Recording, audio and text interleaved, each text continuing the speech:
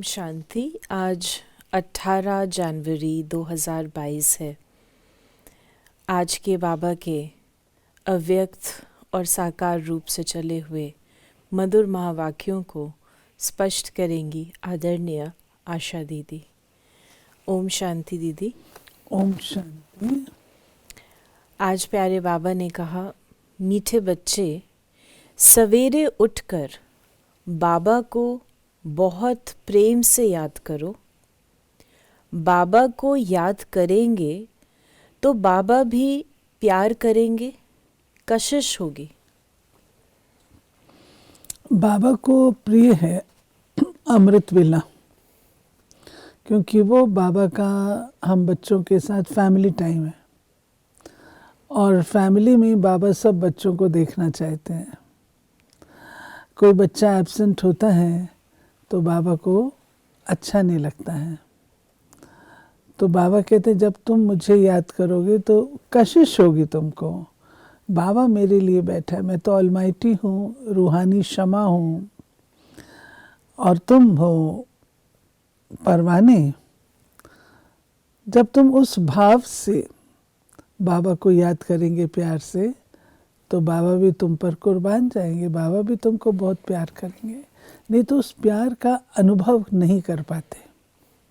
गीत है तुम्हें पाके हमने जहाँ पा लिया। ओम शांति। मीठे मीठे बच्चों को बाबा बार बार समझाते हैं, बच्चे अपने को आत्मा समझो, ये शरीर मेरा नहीं, ये भी ख़त्म होना है, हमको बाप के पास जाना है। ऐसे ज्ञान की मस्ती में रहने से तुम्हारे में कशिश बहुत आएगी। ये तो जानते हो ये पुराना चोला छोड़ना है, यहाँ रहना नहीं है। इस शरीर से ममत्व निकल जाए। इस शरीर में सिर्फ सर्विस के लिए ही है, इसमें ममत्व नहीं है। बस घर जाएं। ये संगम का समय भी पुरुषार्थ के लिए बहुत आवश्यक है। बाप कहते हैं भल धंधा धोरी आदि करो, गृहस्थ व्यवहार में रहते बुद्धि में ये याद रहे कि ये तो सब कुछ ख़त्म होना है, अब वापस घर जाना है। बाप भी सदैव घर में रहते हैं ना। भल 8 घंटा धंधे में लगाओ, 8 घंटा आराम करो, बाकी समय बेहद के बाप से ये वार्तालाप रूह रेहान करो। बाबा ने हमारी दिनचर्या बताई। अपनी दिनचर्या की ऐसी सेटिंग करो, परंतु बाबा के साथ भी टाइम स्पेंड करने का टाइम ज़रूर निकालो।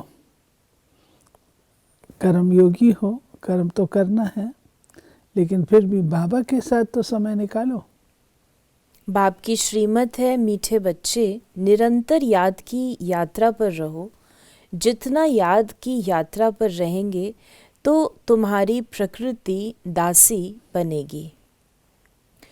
फिर बाबा ने कहा कि पहले तो अपने अंदर देखना है कि हमारे में कोई खामी तो नहीं है। खामी नहीं होगी तो सर्विस भी अच्छी कर सकेंगे। यानी किसी को तकलीफ़ हो, मान लीजिए किसी को बुखार है, कोई तकलीफ़ है, तो वो व्यक्ति अपना ठीक परफॉर्मेंस नहीं दे सकता ना। मान लीजिए कोई डांसर है, उसके पाँव में कांटा चुभ रहा है, तो वो डांस नहीं कर सकेगा ना प्रॉपरली। ऐसे ही आत्मा जो अपना स्वरूप है वो प्रत्यक्ष नहीं कर पाती अगर उसके अंदर में कोई ना कोई खामी है, कमी है, तो वो अपनी सेवा प्रॉपरली नहीं कर सकती। खुशी होती है, हर एक को उमंग रहता है हम अपने गांव वालों का उद्धार करें, अपने हम जिन्स की सेवा करें। बाप भी कहते हैं चैरिटी बिगिंस एट होम। बाप बैठ बच्चों को ही शिक्षा देते हैं कि बच्चे तुमको पहले अपनी उन्नति करनी है। बाप जानते हैं रूहानी कल्प वृक्ष, कल्प पहले मिसल ही है। ये वृक्ष है ना, इनमें सभी सेक्शन है। तुम आगे चल सब साक्षात्कार करेंगे। कैसे सब रहते हैं, सिजरा तो ज़रूर है ना। बुद्धि भी कहती है वहाँ से आत्माएं फिर नंबर वार आती हैं। तो बच्चों का विचार सागर मंथन चलना चाहिए कि ऐसे ऐसे सर्विस करें, ये करें। साथ साथ बाप की भी याद रहनी चाहिए। याद से ही उन्नति होती है। बाबा कहेंगे ड्रामा प्लान अनुसार जो पास हुआ ठीक है। नहीं, सेवा में बाबा कहते सेवा भी तब कर सकते हैं जब बाबा की निरंतर स्मृति है। अगर बाबा की याद नहीं है तो मैं सेवा क्या करूँगी, किसके प्रति करूँगी? स्मृति है तो बाबा के प्रति करेंगे सेवा, वही नहीं है तो सेवा का। तो इसलिए बाबा ने दोनों का महत्व बताया, परंतु साथ साथ बाबा ने निरंतर याद का महत्व अधिक बताया। लाडले बच्चे, आगे चल तुम्हारे में योग बल की ताकत आ जाएगी, फिर तुम किसी को थोड़ा ही समझाएंगे तो झट समझ जाएंगे। ये भी ज्ञान बाण है ना, बाण लगता है तो घायल कर देता है। पहले घायल होते हैं फिर बाबा का बनते हैं। घायल होना माना अंदर में वो बात का लगना, रियलाइज होना, महसूस होना, अनुभव होना, तब बाबा के बनते हैं।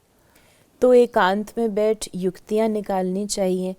ऐसे नहीं रात को सोया सुबह को उठा, नहीं, सवेरे उठकर बाबा को बहुत प्रेम से याद करना चाहिए। रात को भी याद में सोना चाहिए। बाबा को याद ही नहीं करेंगे तो बाप फिर प्यार कैसे करेंगे? कशिश ही नहीं होगी।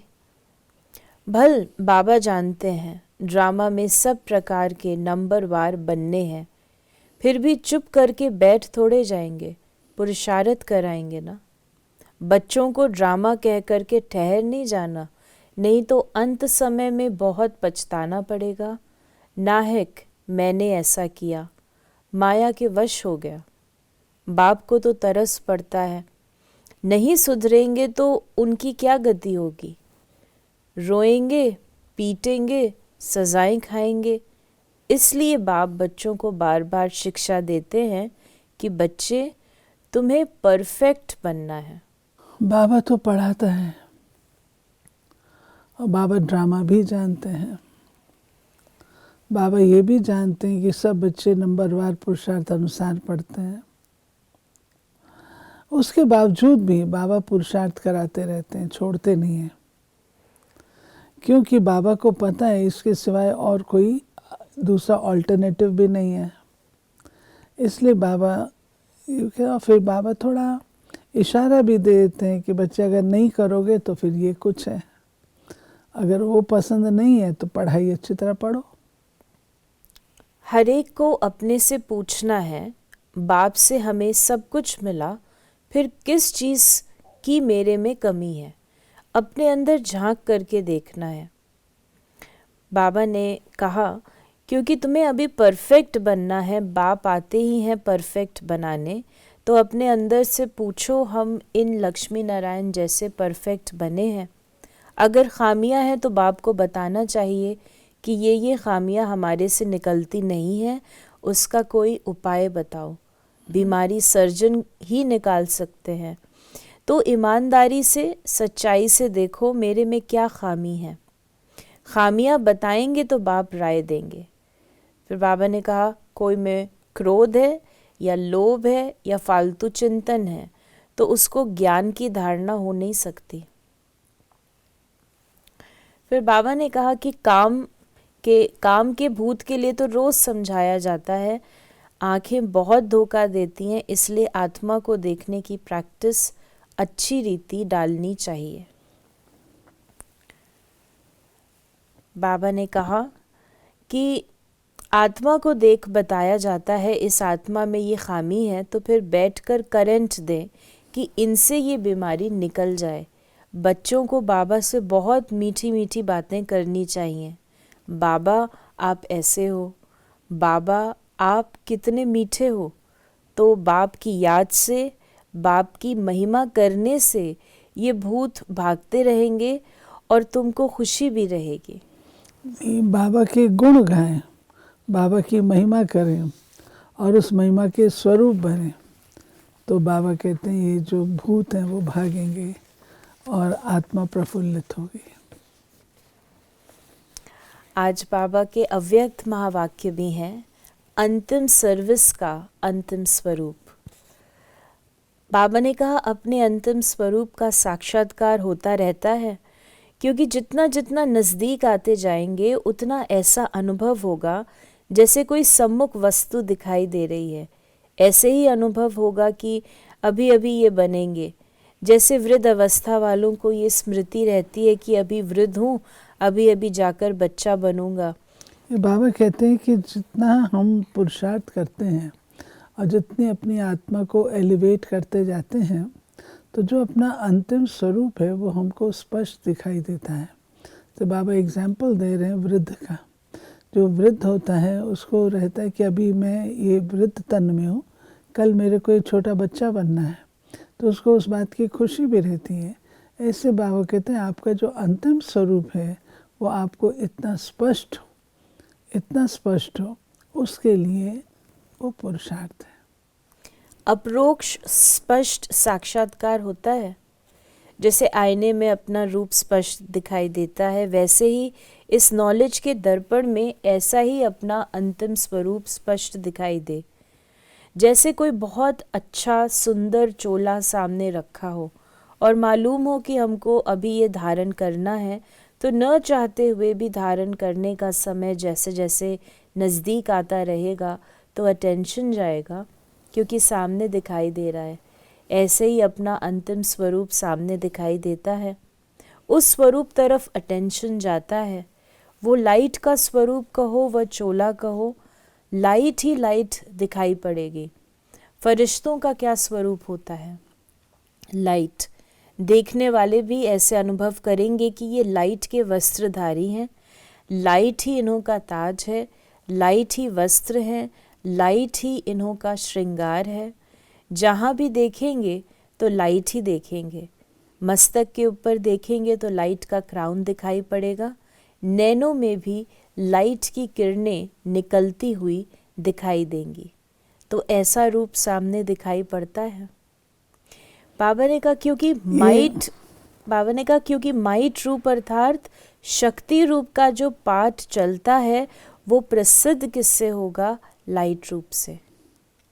बाबा बता रहे हैं कि आप लाइट स्वरूप बनो। आप लाइट स्वरूप बनेंगे तो माइट अपने आप वो नज़र आएगी। आप चलते फिरते हो, कुछ भी हो, लाइट स्वरूप रहो तो वो शक्ति स्वरूप जो है वो आपका प्रत्यक्ष होगा। लेकिन कैसे? लाइट बनेंगे तो। कोई भी सामने आए तो एक सेकंड में अशरीरी बन जाए, वो लाइट रूप से ही होगा। ऐसा चलता फिरता लाइट हाउस हो जाएंगे तो किसी को भी ये शरीर दिखाई नहीं पड़ेगा।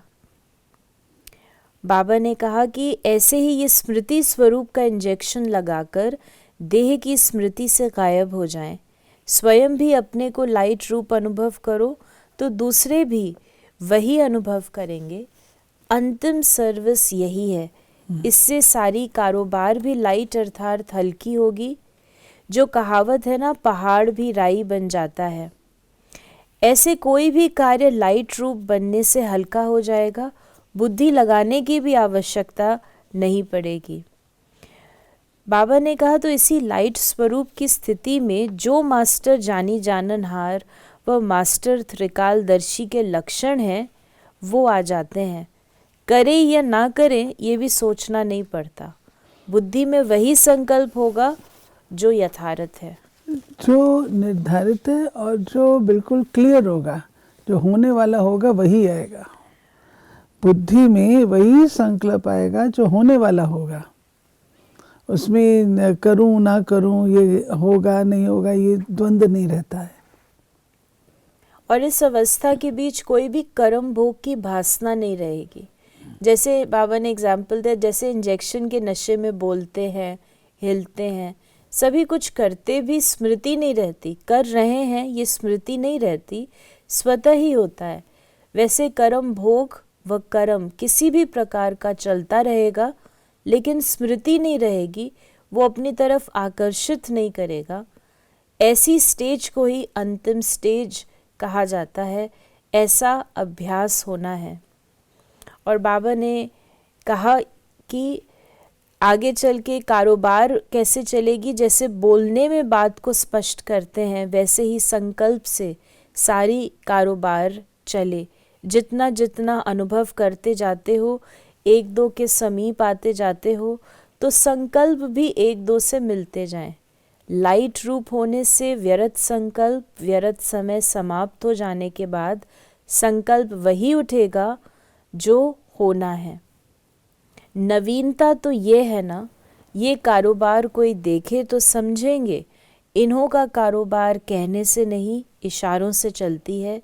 नज़र से देखा और समझ गए, सूक्ष्म वतन यहाँ ही बनना है। बाबा ने हम लोग को लक्ष्य दिया, सूक्ष्म वतन है इशारों की दुनिया, और इशारों को समझने के लिए चाहिए क्लैरिटी, बुद्धि की क्लैरिटी, संकल्पों की क्लैरिटी, व्यर्थ से मुक्ति, समर संकल्प, पर्पसफुल संकल्प। आपके संकल्प व्यर्थ नहीं है लेकिन पर्पसफुल भी नहीं है तो भी व्यर्थ की कैटेगरी में जाएंगे। इसलिए ये भी हमको बारीकी से चेक करना होता है, जो भी संकल्प उठे उसके पीछे क्या पर्पस है, तब वो इशारों का सिलसिला, तब सूक्ष्म वतन बनेगा। वरदान है आज का, भुजाओं में समाने और भुजाएं बन सेवा करने वाले ब्रह्मा बाप के स्नेही भव। जो बच्चे बाप स्नेही हैं वे सदा ब्रह्मा बाप की भुजाओं में समाये रहते हैं। ये ब्रह्मा बाप की भुजाएं ही आप बच्चों की सेफ्टी का साधन है। जो प्यारे स्नेही होते हैं वो सदा भुजाओं में होते हैं। तो सेवा में बाप दादा की भुजाएं हो और रहते हो बाप की भुजाओं में, इन दोनों दृश्यों का अनुभव करो। रहते हो बाबा की भुजाओं में और सेवा में भी बाबा की भुजा हो। कभी भुजाओं में समा जाओ, कभी भुजाएं बनकर सेवा करो। नशा रहे कि हम भगवान के राइट हैंड हैं। स्लोगन है, संतुष्टता और प्रसन्नता की विशेषता ही उड़ती कला का अनुभव कराती है। राइट। तो ये थे बाबा के आज के महावाक्यों का स्पष्टीकरण। ओम शांति।